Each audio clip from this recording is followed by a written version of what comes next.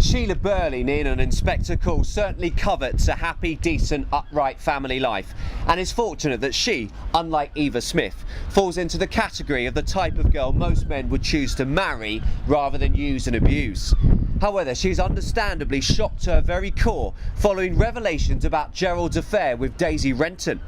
In Act 2, she reflects on how this has changed her feelings, returning his engagement ring, which, remember, he had only presented to her so triumphantly earlier that very same evening. She tells him, "You and I aren't the same people who sat down to dinner here. We'd have to start all over again, getting to know each other." In other words, the uncovering of Gerald's sordid secret has fundamentally changed not just their relationship, but their identities.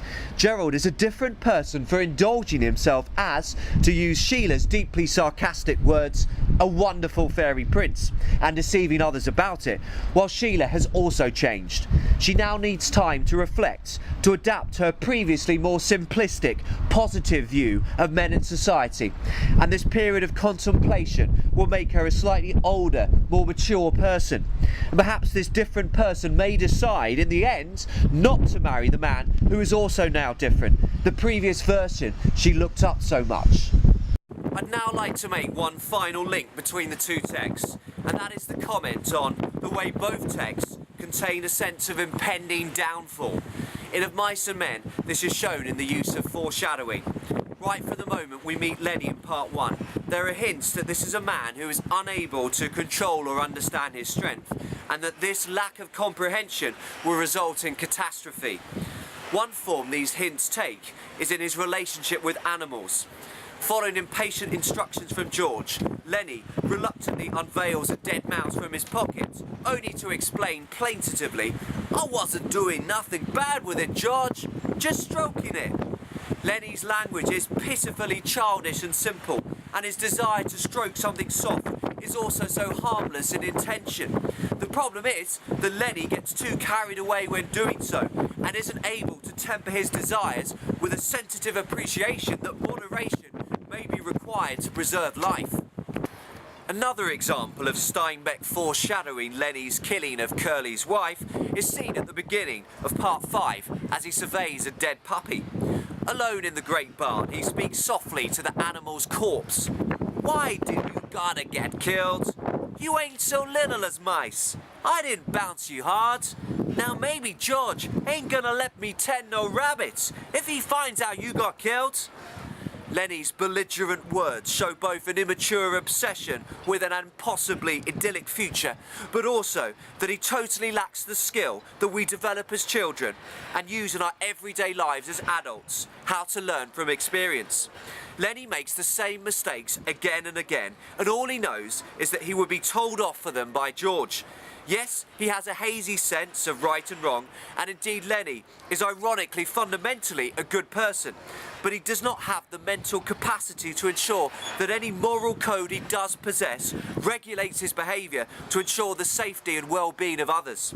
In part 6, he needs to die, for even if he and George did manage to escape from Curly's wrath and dodge his bullets, he would only make exactly the same mistakes. Foreshadowing in Of Mice and Men leaves the reader slowly convinced that Lenny is ultimately a tragic liability.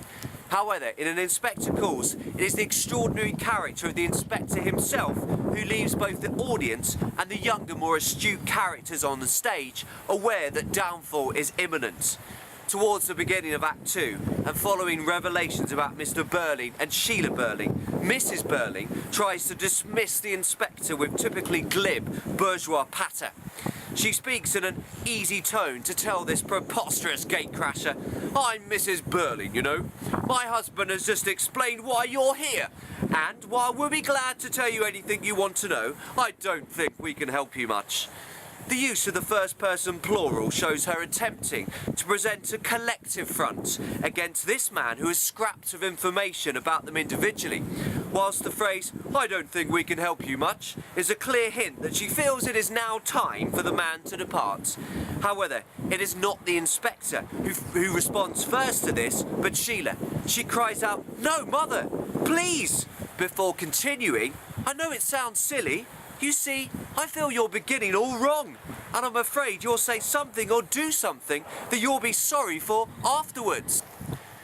Sheila is not able to exactly verbalise why she wants her mother to stop talking, but the character of the inspector has left such a strong impression on her that she feels passionately that further misplaced attempts to be falsely polite and get rid of him could cause them all even more problems. This, of course, ends up being the case.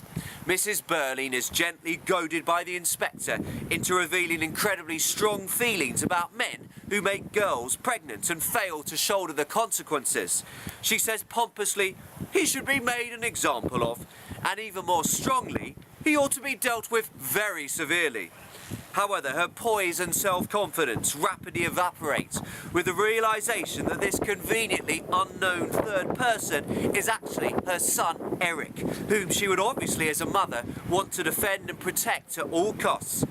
Priestley shows the hypocrisy of excessive haughtiness and self-confidence, and the importance of a sensitive social awareness, something neither Mrs. Burling or her husband or Gerald Croft seem to possess, as summed up in the latter's complacent statement towards the end of the play. Everything's all right now, Sheila. Well, actually, sweeping over revelations that should make us all consider our outlook on society and the world of work, dismissing events that should make us all reflect on how we treat those less fortunate than ourselves, brushing aside disclosures that should make us reconsider the nature of sexual desire and how it is channeled within society is not all right.